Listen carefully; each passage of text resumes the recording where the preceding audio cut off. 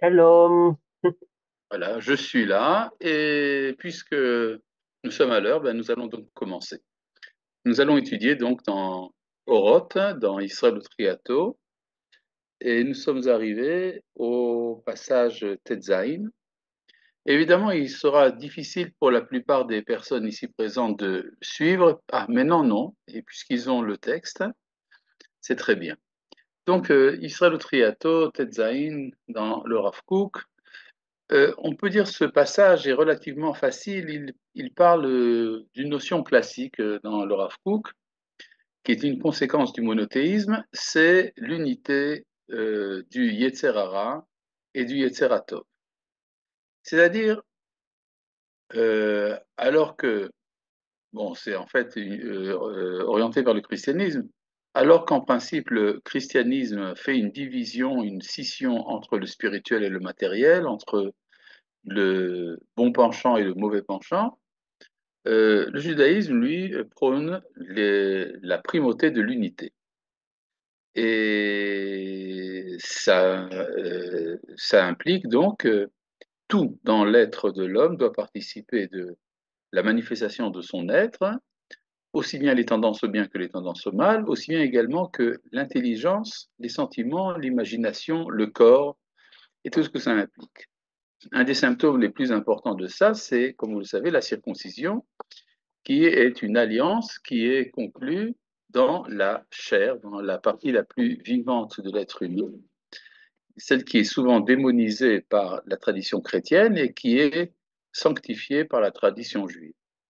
Voilà, tout ça c'est une introduction pour comprendre ce texte qui est, comme je l'ai dit, relativement facile cette fois-ci. Je commence. Donc, Aïcharat Kumiyut, le redressement des torsions. C'est-à-dire, on est tous un peu tordus, et il faut redresser notre torsion.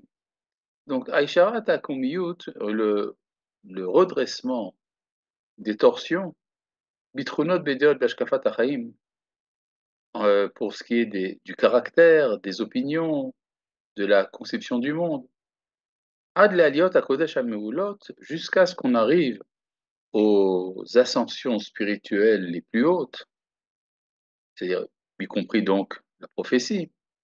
Skukai Lachdor Bashorashim Atarti, nécessite de pénétrer dans les racines les plus basses. Imam, et avec elle, avec donc ses racines, la halot, la sphirot agvot, monter aux sphères supérieures, point. Kesha itpatzluyot sholtot leatzman, dans certaines versions écrit Kesha itpatzluyot atartiyot sholtot leatzman, c'est-à-dire lorsque les embranchements dominent pour elles-mêmes, en ma'achirot ou mechalchelot, c'est alors qu'elles troublent et heurtent. C'est-à-dire, il y a des embranchements de la personnalité, des embranchements de l'âme. L'âme est pure, elle a des embranchements, ces embranchements sont dans dans toutes les qualités, dans tous les défauts d'ailleurs de la personnalité, ce qui ne fait peur à personne évidemment, mais si les embranchements prennent de l'autonomie, Mezahamot ou Megashmot, Agshama Gasha ou Mzohama, et Kol Ha'avir Achai. C'est alors qu'elles souillent et épaississent d'une euh, et s'incarnent de manière grossière et, et souillée dans tout l'air du monde, l'atmosphère de la vie.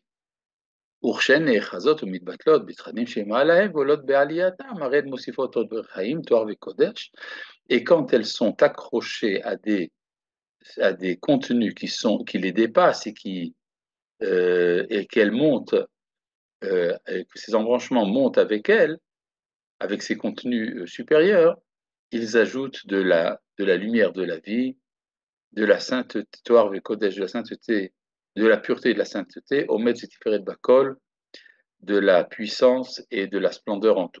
Je vais, pour expliquer ça un peu mieux, il y a une expression qu'on appelle Tosefet Rol à la Kodesh, c'est-à-dire un surplus de profane sur la sainteté. C'est-à-dire, par exemple, à l'entrée du Shabbat, vous pouvez recevoir le Shabbat avant l'heure. Vous pouvez faire sortir le Shabbat après l'heure. Donc, ce temps qui était censé être profane devient saint.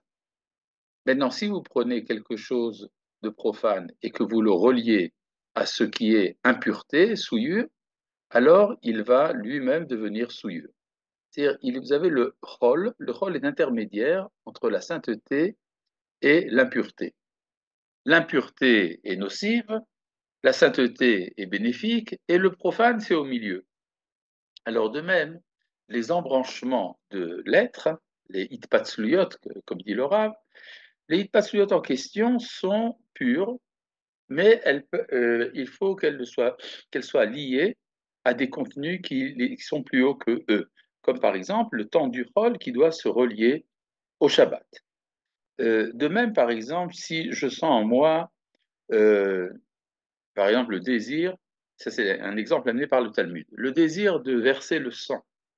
C'est-à-dire, je suis un sanguinaire.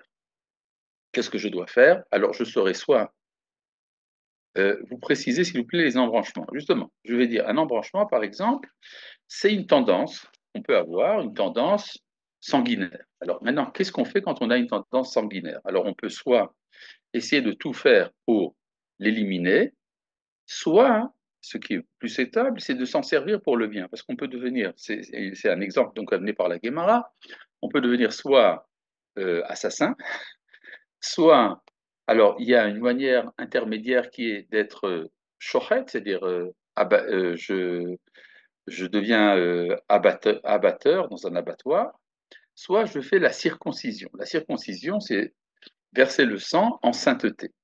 Et donc, c'est-à-dire que ce que dit Laura, si une tendance ne doit pas être disqualifiée, elle doit être reliée à un contenu qui est plus haut qu'elle. C'est-à-dire, par exemple, verser le sang doit être relié à la mitzvah.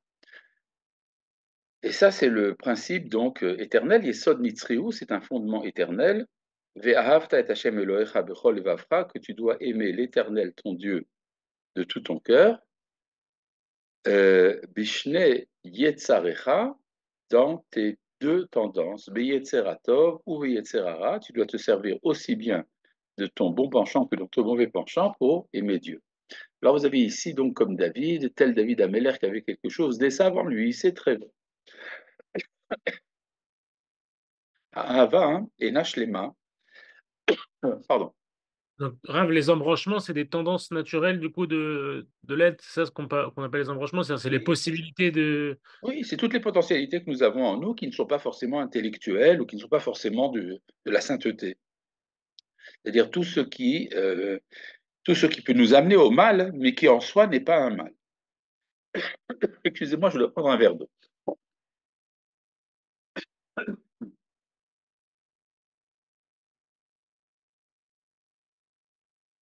La magie du direct.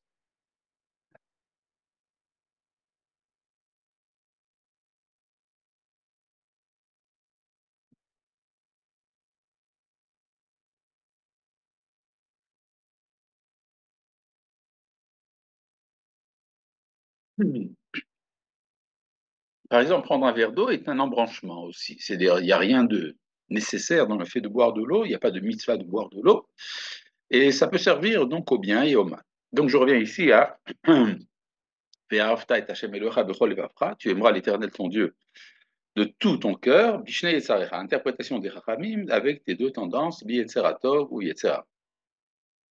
Ha'ahava ena shlema, ve'ena novat yafe mimekor achdut tohara. L'amour n'est entier et ne se relie et prend sa source dans l'unité pure.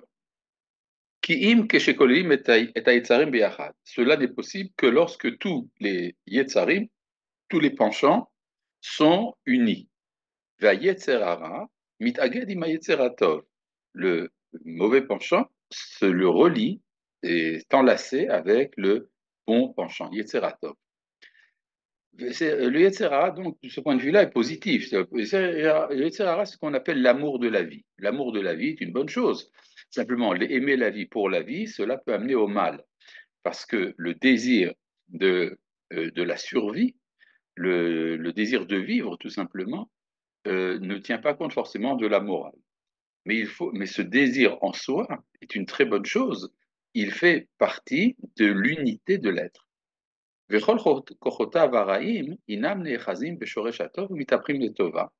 Alors toutes les mauvaises forces sont attachées, c'est être branché, avoir des aspirations. Non, avoir une aspiration, c'est une branche. Mais est-ce que la branche doit être reliée à sa racine? La racine, c'est l'unité. Donc, Nechazim Beshoresh Hatov sont attachés à la racine bonne, ou mitaprim letova, et se transforment en bien. Et tzartzeach leachayot leavhir ulzakek yoter et latatov, pour faire briller, pour vivifier et clarifier et rendre plus limpide l'énergie du bien. Bon, donc ça veut dire que de manière générale, il y a dans tout être des éléments qui ont besoin d'être purifiés, qui ne doivent pas être annihilés. Davarze noheg bedeot. Cela est vrai pour les opinions. Bitrunot ou beatzmiut achaim, dans des caractères et aussi bien dans l'essence de la vie. Be'avanat haolam, dans la compréhension du monde. Be'askalat ha'emuna, dans l'intelligence de la foi. B'chinuch haklali ve'aprati, dans l'éducation générale et particulière.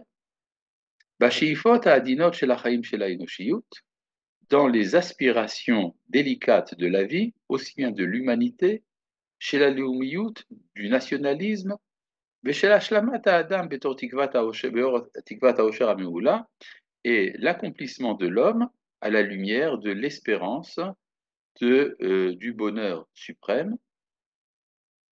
Vous voyez donc, en fait, ce que ça voudrait dire, si on prend au sérieux ce que dit le Rav, et je pense qu'il faut prendre au sérieux, c'est-à-dire que dans chacun de ces domaines, il faut voir comment est-ce que les embranchements se relient à l'unité. Et vous avez énormément de sujets à ce propos. Par exemple, quand vous faites de la politique. Alors, si vous faites de la politique, vous devez, par exemple, vous devez recevoir l'adhésion de la multitude. Or, la multitude est faite de toutes sortes de personnes. Il y a des personnes de très haut niveau, il y a des personnes de bas niveau. Comment faire pour avoir un message qui fait que les forces euh, basses, parfois violentes, se plient au projet du bien? Ça fait partie, par exemple, du projet politique. C'est vrai également pour la vie individuelle, c'est vrai pour l'humanité, et également pour la vie familiale. Velazé drushim kol kochot hatoar ha'adir shel gurat hachokma elyona. Et c'est pour ça qu'on a besoin également de toutes les forces de pureté puissantes, de la puissance de la sagesse suprême.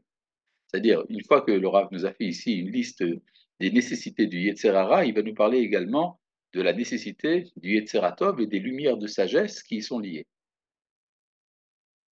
Maintenant, tout cela, c'est le projet de la Kabbalah. Umatrato, c'est le Sod Hashem Asher Lireav, Haolech Umitnotzetz Be'alevavot. La finalité du secret de Dieu qui est livré à ceux qui le craignent, qui va en illuminant les cœurs. C'est-à-dire ce que le Rav Kook diagnostique, c'est que nous vivons une époque où le secret de la Torah, le Sod Hashem, le secret de Dieu, va de plus en plus en se manifestant, ce qui crée des exigences de participation de toutes les forces. Exemple tout simple, la gymnastique. Voilà, vous savez, la gymnastique, le sport a été pendant très longtemps mis à l'écart dans le judaïsme. Et puis, en plein XXe siècle, vous avez des organismes tels que le Maccabi. Le Maccabi, les sportifs juifs qui font des maccabiades. Le Rav Kook a été conscient de cet éveil, et pour lui, c'est qu'il y a une exigence cachée, en filigrane, qui exige de se relier de relier toutes les forces de la vie, donc y compris le sport, à la source de l'unité, de la sainteté. Ce qui n'est pas toujours dans la conscience des acteurs eux-mêmes. Les acteurs ne se rendent pas compte que c'est ça qu'ils font. Mais le Rav Kook nous dit, sachez que c'est ça qu'ils font. Donc, Hamechabesh lo edrachav, qui conquiert sa route, al-yedé kol ha'emtsaim harabim ve'ashonim, par le moyen de tous les moyens nombreux et variés, Otsev lo gulot iliyot ve gulot tartiyot, qui fort, F-O-R-E, des sources suprêmes et des sources inférieures. C'est une expression tirée du livre de Yehoshua et également de Shoftim. Il est question là-bas de deux sources, une source qui est en haut de la montagne, une source qui est en bas de la montagne. Pour le Rav Kook, c'est une métaphore. Ça veut dire il y a des aspirations à l'unité qui se manifestent de manière spirituelle et il y en a d'autres qui se manifestent de manière corporelle et matérielle. Abba derech ptachim harakim v'chalonot, qui arrivent à travers des ouvertures, des soupiraux et des fenêtres. Tout ça, ce sont des expressions tirées du Zohar. Gam derech pratzim ve'arisot, mais également derrière, à travers des brèches et des destructions. C'est-à-dire, vous avez donc ce qu'on appelle l'effronterie, le chutzpah d'Igvida d'Imshicha, qui parfois vient ouvrir une route à des secrets de la Torah. Ve'akol el mekomo shoef zoreahu, et tout, finalement, aspire à sa place et illumine là-bas. Bon, alors si je reprends donc en gros ce que nous avons vu ici, ce que nous dit le Rav, c'est que non seulement le judaïsme prône l'unité des différentes tendances du Yetzer Tov et du Yetzer Hara, il prône également la liaison, la réinsertion des embranchements de l'être à leur source d'unité et de pureté, sans quoi tous ces embranchements deviennent nocifs et font du mal. Donc vous avez ici une critique implicite du christianisme qui a abandonné les forces du corps, mais finalement a invité leur révolte. Et à part ça, en troisième lieu, le Rav Kook nous dit que le secret de la Torah, qui est le secret de l'unité, se manifeste de nos jours à travers, des idées, ce qu'il appelle des ouvertures, des fenêtres et parfois également des brèches et des phénomènes négatifs en eux-mêmes, mais qui portent en eux cette aspiration à l'unité, au secret, Sod Hashem l'irréable, le secret de Dieu qui est livré à ceux qui le craignent. Pardon. D'ailleurs, cette idée que le secret est donné à ceux qui le craignent, parce que quand le secret est livré à ceux qui ne craignent pas Dieu, alors ça peut devenir encore plus nocif, par exemple le sabbatianisme et tout ce que ça implique. Voilà, je pense donc que nous avons fait rapidement le chapitre Tetzaïn. Là, nous allons passer à un chapitre plus fondamental, je pense. Je ne vais pas faire des hiérarchies, mais ce chapitre est très important, le chapitre Yudzaïn. Il fait partie de toute une conception du monde du Rav Kook concernant le retour de la prophétie. Alors, ça commence par, si vous voulez, par une critique de la civilisation actuelle, et finalement, le Rav Kook va chercher dans les profondeurs de la civilisation actuelle et de sa décadence, il va chercher quelle est l'intention du Créateur à travers toutes ces chutes. Et c'est là qu'il va nous expliquer comment il y a toute une stratégie au niveau de la civilisation universelle pour ramener la civilisation prophétique. Alors, rappelons une chose importante.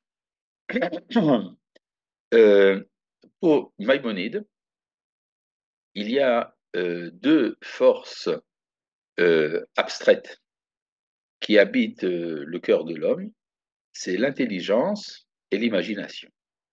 L'intelligence et l'imagination sont quasiment opposées l'une à l'autre. L'intelligence nous amène à faire ce qu'on appelle des analyses.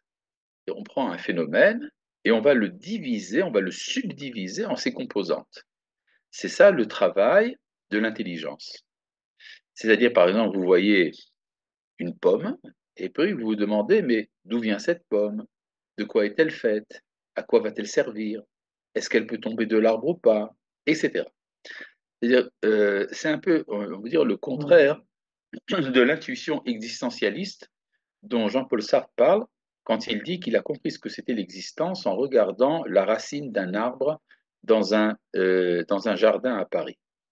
C'est-à-dire, quand il a vu la racine d'un arbre, il s'est dit, mais ce n'est pas une pompe aspirante, c'est tout simplement un fait brut, gluant, même peut-être un peu effrayant, la rencontre avec cette masse des racines de l'arbre. Et par contre, ça, c'est ce qu'on appelle, ils ont l'intuition existentielle. Par contre, ce qu'on appelle dans la tradition de l'intelligence, la science par exemple, il y a une analyse des événements, une analyse des phénomènes. Il y a exactement le contraire, c'est la force de l'imagination. L'imaginal ou l'imaginaire relie ensemble des choses séparées. C'est pour ça qu'il est très difficile d'être à la fois un artiste et un scientifique. Si vous avez un coucher de soleil, par exemple, un très beau coucher de soleil, qui est contemplé par un poète et par un astronome. Alors, l'astronome, lui, va analyser le rayonnement, la température, les radiations, les couleurs, et il va faire une thèse scientifique pour expliquer le phénomène. Toute une hypothèse va être créée à partir de l'observation des différentes composantes du phénomène qu'il observe. Par contre, le poète, qui est juste à côté de lui, va dire, mais c'est extraordinaire, ça me fait penser à ma bien-aimée. Et chacun écoute le discours de l'autre et chacun pense que l'autre est un fou. Et le scientifique dit du poète, mais il comprend absolument rien à ce qui se passe.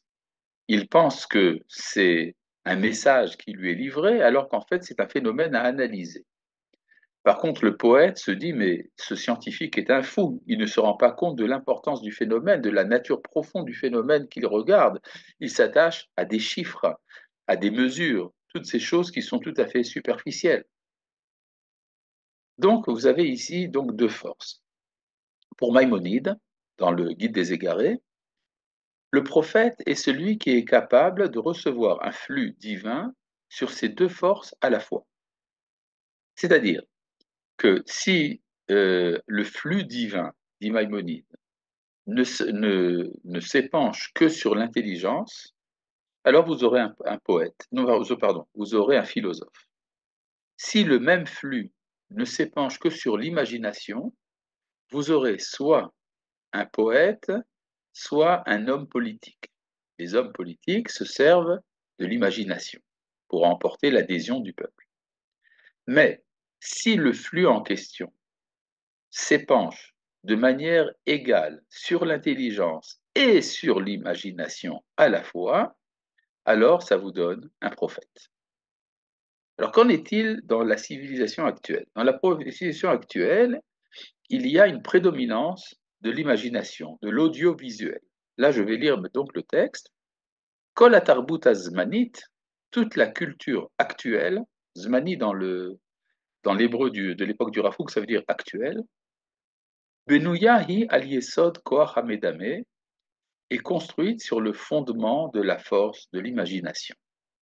En effet, toute la culture tourne autour de la production artistique, de l'impression.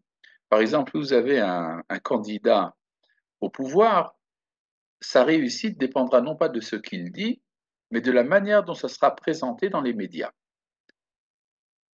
Zoï Moreshet Gorala Maïlili, c'est l'héritage du destin païen, Shel Ameh Hatarbut, des peuples de la culture, Ha'achuzim Bakoach Hamedame, qui sont attachés à la force de l'imagination. Shemimenu, et de cette force-là, c'est de là que vient le développement de la beauté corporelle en acte et en représentation pratique. Et ici, donc, si vous voulez, le Rav Kook connaît la production artistique de l'Europe qui met en évidence, à travers la sculpture, à travers la peinture et tant d'autres choses, la beauté corporelle. Maintenant, dans la beauté corporelle, vous avez certainement des problèmes de tsnio, de pudeur, mais on dira toujours non, non, mais ce n'est pas de la pornographie, c'est de l'art. Mais est-ce qu'on peut vraiment faire la différence? Oler ou mishtar, par exemple, on peut penser aux impressionnistes, le repas sur l'herbe, par exemple, le déjeuner sur l'herbe. Oler ou mishtachlel koach hamedame. La force de l'imagination va en se sophistiquant. Ve'immo, et avec cette force, mishtachlelim amadaim, également se complètent les sciences, ama'asiyim va'nisioniyim, pratiques et expérimentales. D'ailleurs, remarquez une chose intéressante, c'est que toutes les théories scientifiques extrêmement développées du XXe siècle, entre autres, bon, la théorie de la relativité et, euh, et qu'est-ce qu'il y a ici? Ah, attendez. Le prophète ou l'intellectuel peut interpréter les phénomènes de toute façon. Ça oui, les phénomènes ou peut-être les phénomènes. En tout cas, bon, on va en parler. Ce que je veux dire, c'est que les théories scientifiques, par exemple, la théorie de la relativité, la théorie quantique, et tant d'autres théories qui ont été développées et qui ont amené finalement un développement technologique extraordinaire grâce au développement de la science, tout cela est le fruit d'un effort de l'imagination. En effet, quand la théorie de la relativité vous raconte que le temps et l'espace et la masse sont des choses relatives, alors vous avez du mal à le ressentir, mais vous pouvez par l'imagination le comprendre. Si vous dites que vous êtes dans un monde quadridimensionnel courbe, alors c'est difficile à voir, mais on peut très bien le concevoir. De même, par exemple, la théorie quantique qui vous dit que la matière n'est pas ce que vous pensez qu'elle est. Donc tout ça, c'est le fruit d'un effort de l'imagination. Mais que se passe-t-il? Donc si vous avez l'imagination qui est à la tête de la société, alpi aliyato shel koach hamedame, ce plus grande est l'ascension de la force de l'imagination, utfisato et achaim, et son emprise sur la vie, mistalek haor asichli. C'est alors que s'en va, que disparaît la lumière de l'intelligence. Mipnei shechoshev haolam kulo, parce que le monde entier pense, shekol haosher, que tout le bonheur, talui befitucho shel koach hamedame, dépend du développement de la force de l'imagination. Ce qui vous explique pourquoi vous avez des récepteurs de télévision qui prennent la moitié du mur ou la quasi-totalité du mur de votre salon, parce que c'est l'audiovisuel qui devient l'essentiel. Alors, c'est intéressant de voir que, encore au XIXe siècle, les philosophes étaient considérés comme étant le sommet de la société. Un homme comme Emmanuel Kant, par exemple, était considéré comme le fruit le plus important de la civilisation allemande. Mais plus les choses vont en avançant, plus l'intelligence est mise au rebut et elle est remplacée par l'imaginaire. Par exemple, toute la philosophie existentielle, prenez par exemple Kierkegaard déjà, et ceux qui sont venus après lui, la phénoménologie, Husserl, Heidegger, et tous leurs dérivés de dérivés qui dominent aujourd'hui le monde de la pensée, dans la mesure où on peut encore appeler ça une pensée. Et euh, euh, tout cela est à mettre en rapport avec ce qu'on appelle la révolution kantienne. En effet, pendant 2500 ans, les philosophes se sont posé des questions et ils se sont servis de leur intelligence pour donner des réponses. Et puis, un beau jour, on a commencé à se demander qu'est-ce que c'est que penser? il y a de l'épistémologie, la pensée de la pensée. Et finalement, tout cela a abouti à la philosophie d'Emmanuel Kant, qui a conclu que toute pensée est subjective, et donc la conséquence, disons, la plus évidente du kantisme, c'est qu'on ne peut pas avoir de vérité absolue. Ça a été un choc pour la philosophie, et ça a entamé toute une trajectoire de philosophes qui, en fait, ne font plus de la philosophie et qui renient l'abstrait. Alors, c'est ce que dit ici le Rav Kook, Vircho olchi ma'inyanim be'adraga, et les choses vont graduellement, ad shesride asechel sheberuach hachokma cholonit, jusqu'à ce que les résidus d'intelligence qui sont dans l'esprit de la sagesse profane, gamhem holchim venetakim el koach hamedame, ces restes d'intelligence, eux aussi, se déplacent vers la force de l'imagination. C'est-à-dire, finalement, on ne va plus parler de vérité absolue, on va parler de la manière dont les choses sont ressenties, dont elles sont conçues. On parlera du signifiant et du signifié, du concept et de la conception, étant d'autres façons de réfléchir qui amènent par exemple au postmodernisme actuel, qui est destructeur de toute idée absolue. On préférera toujours l'existentialisme à l'essentialisme. On dit être essentialiste est considéré comme quelque chose de dénigrant. Et en fait, il n'y a plus véritablement de pensée. Amelitzim ve amesaprim, c'est alors que les poètes et les conteurs, adramatourim, les dramaturges, vechol haoskim ba'omaniot ha'yafot, et tous ceux qui s'occupent des beaux-arts, Notlim Makom Berosh Atarbut, prennent place au sommet de la culture. Vea philosophia, pour ce qui est de la philosophie, Posahat Betzola, elle boite et trébuche. Ve'ela Mahamad, elle ne se tient plus, elle ne veut plus tenir. Mipne Sheasechel Anaki, Oler ou Mistalek, parce que la raison pure va en disparaissant.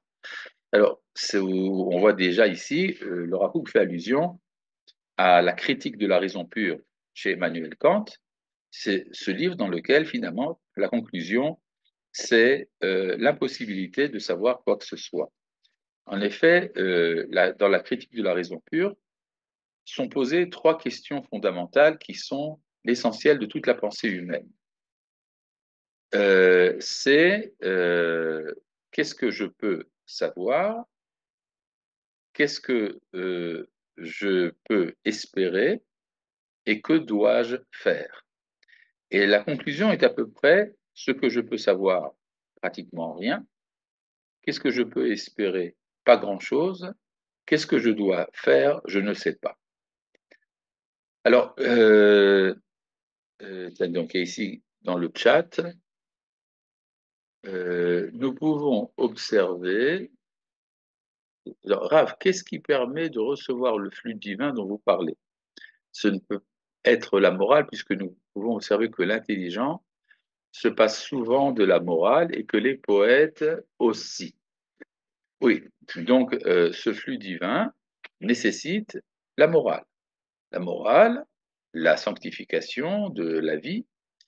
Et vous avez pour cela un livre très important de Maïmonide, Le Guide des égarés, et tout ce qui est nécessaire pour arriver à la prophétie. Il y a un livre d'ailleurs de Rabbi Chaim Vital, le Sha'arei Kedusha, qui est l'ancêtre théorique du Messilat Yesharim, qui est fait de 4 parties. Il dit voilà, si toi le lecteur, tu fais tout ce que je dis dans ces 4 parties, tu seras prophète.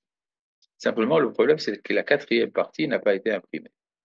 Y a-t-il un lien étymologique entre le philosophe Kant, c'est Emmanuel Kant, et la théorie quantique? Non, ça n'a absolument rien à voir. La théorie quantique, ça veut dire la théorie des quantas. Les quantas, c'est des petites quantités d'énergie.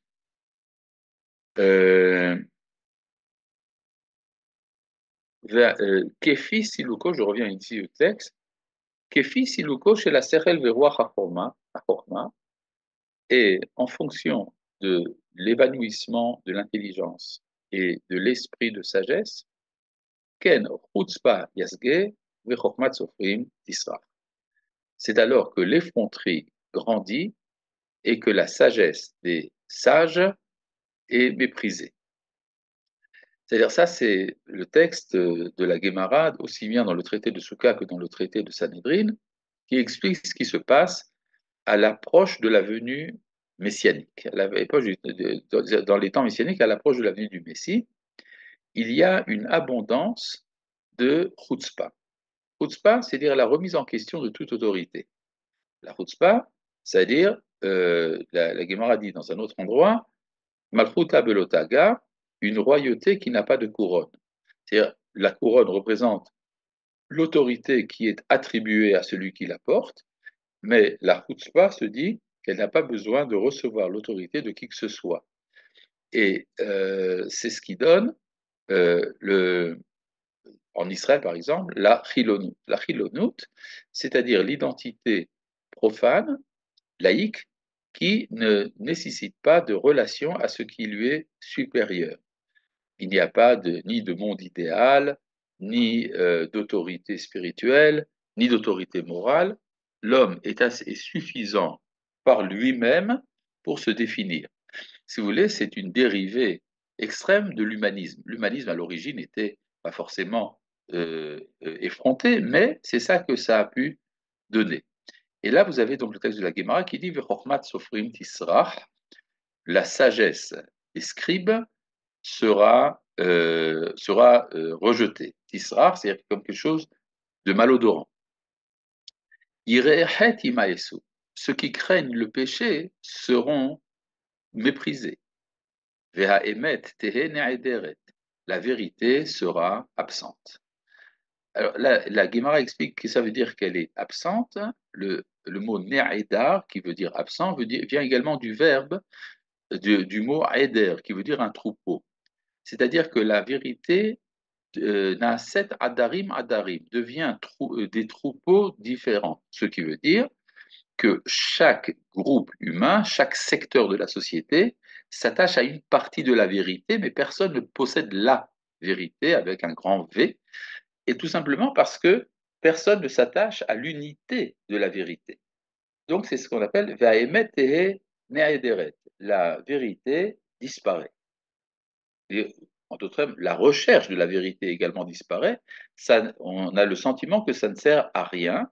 C'est pour ça d'ailleurs qu'aujourd'hui on parle d'une vérité subjective. C'est une vérité en son temps, émet les shahata. Et tant d'autres choses, chacun peut dire ce qu'il veut, peu importe si c'est vrai ou pas. Il y a ce qu'on appelle le narratif. Chacun a son narratif. Alors, le narratif palestinien est équivalent au narratif des croisés ou au narratif sioniste. En fait, on ne peut pas donner la préférence à un contenu, quel qu'il soit, au détriment d'un autre contenu. Oufne Ador, Kifne Akelev. Le visage de la génération est comme le visage du chien. Alors, c'est quoi ça? Il y a différentes interprétations de ce que veut dire la Guémara quand elle dit que le visage de la génération est comme le visage du chien. Une des interprétations données, c'est que quand vous frappez un chien avec un bâton, le chien mordra le bâton et non pas celui qui tient le bâton en sa main. C'est-à-dire une génération qui a la vue courte, qui ne voit le phénomène que dans son extériorité. C'est comme on vous dit parfois à la radio, une fusée a été tirée de la bande de Gaza. On ne dit pas que qui l'a tirée. On a simplement le phénomène, il faut se protéger du phénomène. Il y a de la violence dans la société arabe. Alors on ne dira pas qui est l'auteur de la violence, on dira il y a de la violence et il faut donc traiter le phénomène et non pas revenir à la racine du mal. Si on parle, disons, de stratégie politique, le fait que c'est l'Iran qui envoie ses proxys, qui envoie ses embranchements au Liban, à Gaza, au Yémen, et un peu partout le terrorisme universel. Alors, on va traiter chacun des phénomènes pour lui-même. On ne va pas s'attacher à la racine du mal qui, comme par hasard, se trouve à Téhéran. Donc, c'est ce qu'on appelle Pene Hador, qui venait à Kelev, le visage de la génération est comme celui du chien. Ota ha'adinu tapnimit. Attendez, il y a ici un bruit absolument insupportable. Je dois fermer une porte pour que ce bruit ne nous dérange pas.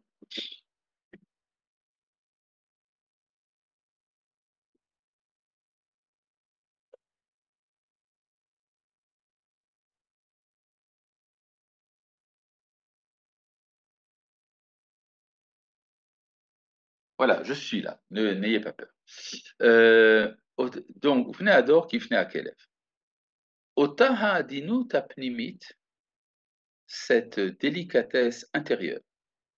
Haba miroir ha'chokhma, qui est donnée par l'esprit de sagesse. Pardon. Volechet venamoga, va en s'évanouissant. Hasheifa leruchaniyut, l'aspiration à la spiritualité. Ve'atzilut, et à la noblesse. L'idvekut Elohit, l'adhésion à Dieu. Laolam Elyon, l'aspiration au monde suprême. Les or à Moussar, à la limpidité que donne la morale. Berum Taharato, dans sa pureté la plus élevée. Les Tsiyure Hamuskalot Mitzadatzmam Venitzriutam, l'aspiration aux représentations des intelligibles pour eux-mêmes et pour leur éternité, c'est-à-dire l'aspiration au monde spirituel. Par exemple, ça fait penser à la contemplation des idées chez Platon. Naaset Hazon Yakar. Tout ceci devient un phénomène rare. Ça, c'est vrai dans le monde entier. C'est-à-dire, dans le monde entier, on ne cherche plus à connaître les vérités éternelles. On ne cherche plus la morale absolue. Et ça ne peut pas ne pas avoir de conséquences également dans le peuple d'Israël. Et dans la mesure où cela agit dans l'ensemble du monde, Noeg Adavar Israël, ceci se manifeste aussi au sein d'Israël, au sein du peuple juif, Klaper Ruach HaKodesh, envers l'Esprit Saint, Ve'ahavat Torah, l'amour de la Torah, Beruach Penimi, avec un esprit intérieur, Vera'ananut Atzmit, et la fraîcheur essentielle chez la Yahadut Aneemana, du judaïsme fidèle. C'est-à-dire, vient un temps où l'on oublie, la Torah n'est plus chérie, elle est considérée même d'ailleurs comme un problème, comme une charge dont il faut se débarrasser.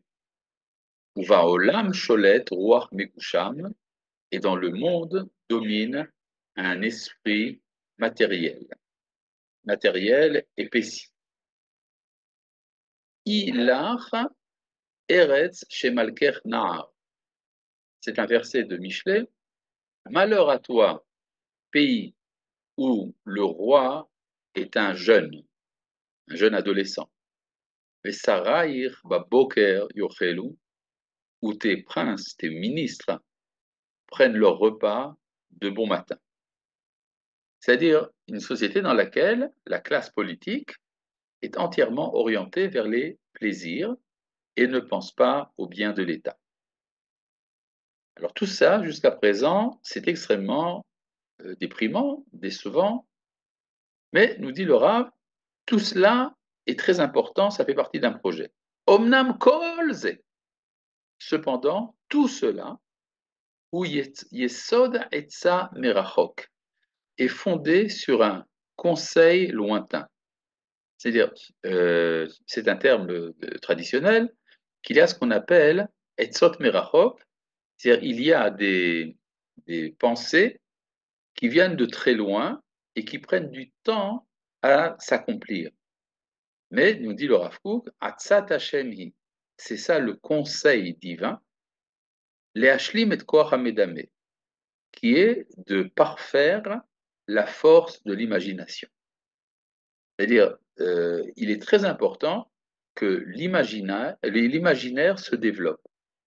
Alors vous avez donc les médias, vous avez la production artistique, vous avez la production pseudo-artistique, vous avez en fait tout ce qui va remplir le monde et les têtes de représentations imaginaires. Pourquoi c'est important?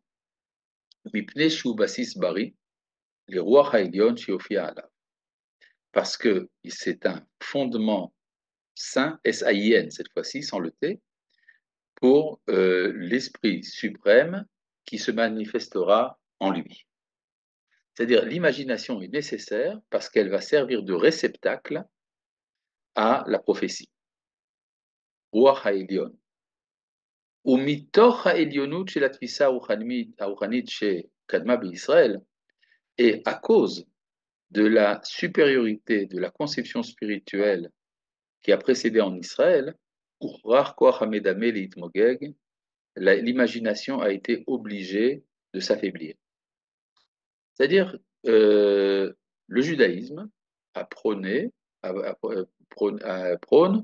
une conception extrêmement éthérée, extrêmement purifiée de la divinité.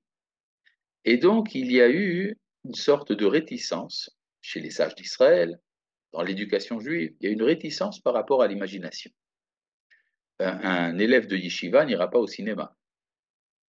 Ma shegaram chalishut leachizat ruach hakodesh haelyon, ce qui a affaibli l'emprise de l'Esprit Saint suprême chez Atid Lavo Alide Malka Meshicha, qui viendra au monde par le biais du roi Messie. C'est-à-dire, le Rambam nous dit que au temps du Mashiach, le Mashiach sera habité donc du roi HaKodesh et qu'il pourra donner à chacun sa généalogie d'ordre général, de quelle tribu il vient, et tout cela grâce au roi HaKodesh.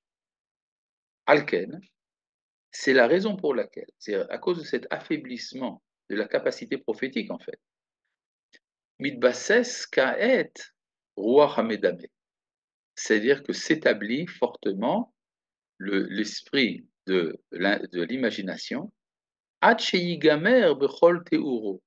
jusqu'à ce qu'il s'achève dans toute sa forme, c'est alors, qu'il servira de trône établi et parfait, ce sont des expressions kabbalistiques, les rois Hashem Haïlion, pour l'esprit divin suprême. V'yurchar lekabel et or roi hakodesh alav, et qu'il deviendra apte à recevoir la lumière de l'Esprit Saint sur lui, chez Ruach Hashem, qui est le souffle de Dieu. Et là, vous avez ici un verset qui parle du Mashiach dans le livre d'Ésaïe. Ruach Chokma Uvina, un esprit de sagesse et d'entendement. Ruach Haetza Ugvura, un esprit de conseil et de vaillance. Ruach Da'at Virat Hashem, un esprit de connaissance et de crainte de Dieu. Je ne saisis pas bien la différence, nous demande David, entre Ruach HaKodesh et la Nevoua. Évidemment, le Ruach HaKodesh et la Nevoua sont pratiquement la même chose, ça relève de la même catégorie. Par exemple, dans le Talmud, quand on dit Ruach HaKodesh, ça veut dire en fait la Nevoua. Mais le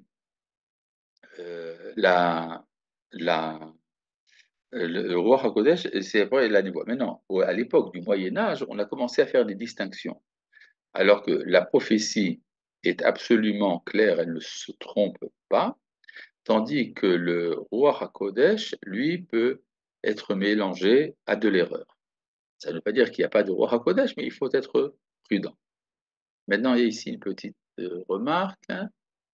Excusez-moi, Rav, c'est moi. Mais j'ai pas bien compris, je n'ai pas bien compris votre réponse. Je reformule ma question. Comment se fait-il que le flux divin se déverse sur des gens qui ne sont pas morale.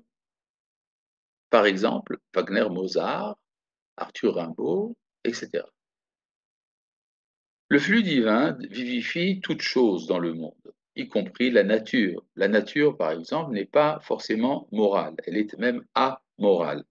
Un volcan qui déverse de la lave et qui enterre des villages entiers n'est pas méchant, il n'est pas non plus sadique. Il ne fait que déverser sa lave et pourtant sa force lui vient du Créateur.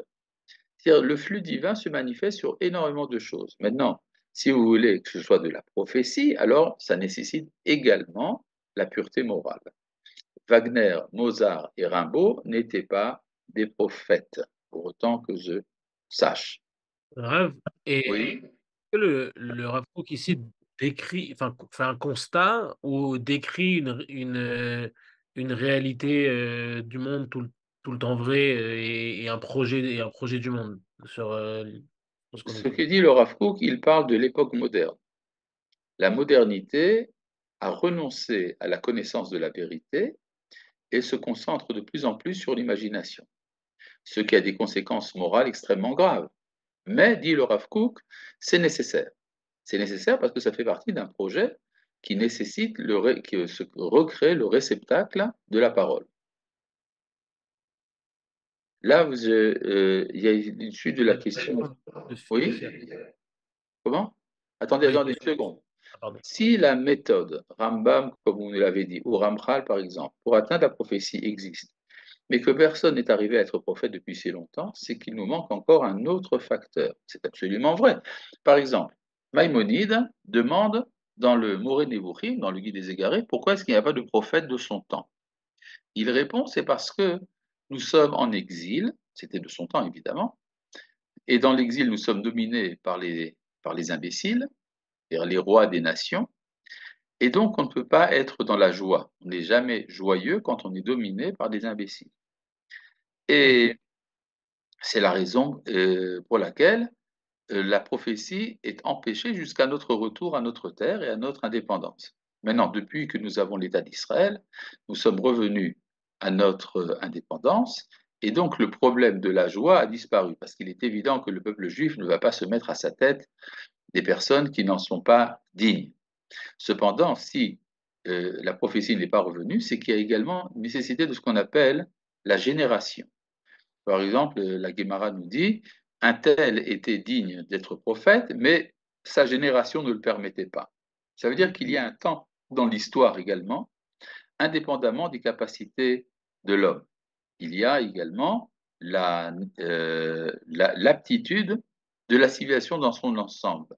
Or, ce que dit ici par exemple le Rav Kook, c'est qu'il n'y a pas de prophète parce qu'il n'y a pas l'ouverture nécessaire. Cette ouverture ne dépend pas de l'individu, ça dépend de toute une transformation de la civilisation humaine qui permettra ce retour. Alors, oui, Félicia voudrait poser une question. Et oui, du texte du Rav Kook, disons, je suis comme troublée parce que je crois que nous sommes arrivés à une sorte de sommet de cette imagination. Oui, Surtout, d'un côté, je comprends que Rav explique que ce passage à ce monde de imagination est nécessaire pour retrouver les sources de la chokma, mais en même temps, je, je trouve que c'est quelque chose d'extrêmement dangereux. oui, c'est vrai. Vous savez, un grand principe est que c'est pas parce qu'une chose est dangereuse qu'elle n'est pas vraie. C'est-à-dire, c'est comme l'énergie atomique. L'énergie atomique est absolument nécessaire, et même si on voulait s'en passer, rien ne ferait qu'elle n'existerait pas. C'est-à-dire, l'énergie atomique fait partie des potentialités de la nature. Donc, Mais maintenant, la question, alors, en plus, oui, Rav, est où devons-nous mettre nos forces en ce moment pour faire comme une contrepoids de oui, cette oui. imagination? Bah, chacun fait ce qu'il peut, hein. C'est-à-dire, oui, c'est-à-dire chacun continue son travail de ses capacités. Simplement, ce que nous dit le Rav Kook, ne soyez pas effrayés par le phénomène, il fait partie d'un plan.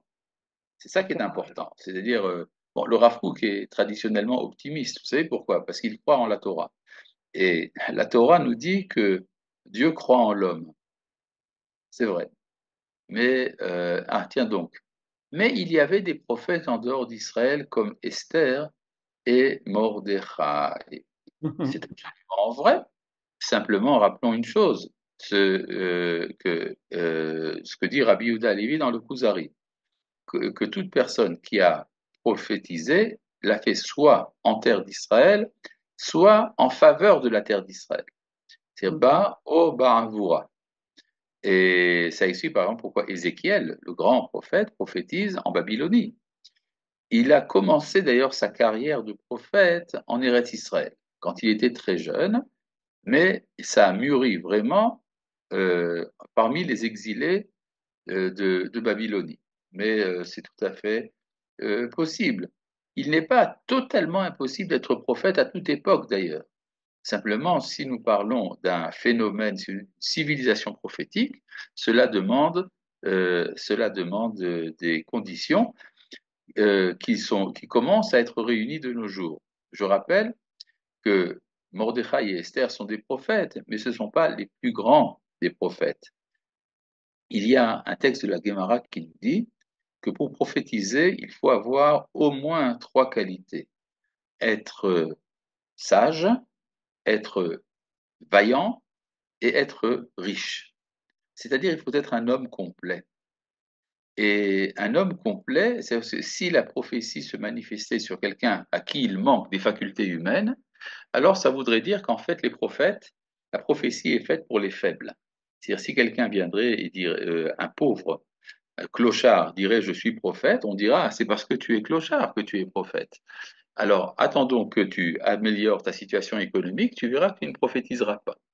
Donc, pour éviter il faut bien comprendre que quand Dieu parle, il parle à l'homme. Or, l'homme, dans sa plénitude, c'est celui qui a toutes ses facultés. Il est à la fois sage, vaillant et riche. Sage, ça veut dire qu'il est capable d'avoir l'intelligence de tout sujet. Vaillant, ça veut dire qu'il est fort physiquement, il est en bonne santé, il n'est pas malade. Et riche, ça veut dire qu'il n'a pas des besoins immédiats, il est au-delà de la nécessité. Donc ses horizons sont ouverts. Ce qui se passe de nos jours, c'est que le peuple juif a prouvé pendant la longue histoire qu'il était sage. En effet, il y a une proportion de sagesse absolument incroyable dans le peuple juif. Et avec les guerres d'Israël, le peuple d'Israël a prouvé qu'il était vaillant, fort, héroïque. De nos jours, on le voit encore. Et de nos jours, il y a également la Startup Nation. L'État d'Israël a prouvé que les Juifs sont riches. Nous sommes sur le plan économique un des pays les plus avancés du monde. Alors pourquoi il n'y a pas de prophète? Parce que le secteur des sages n'est pas équivalent au secteur des vaillants, il n'est pas équivalent, il n'est pas le même que le secteur des riches. Même si vous avez des individus qui relèvent des trois, mais au niveau d'une société tout entière, il y a une sectorisation des capacités.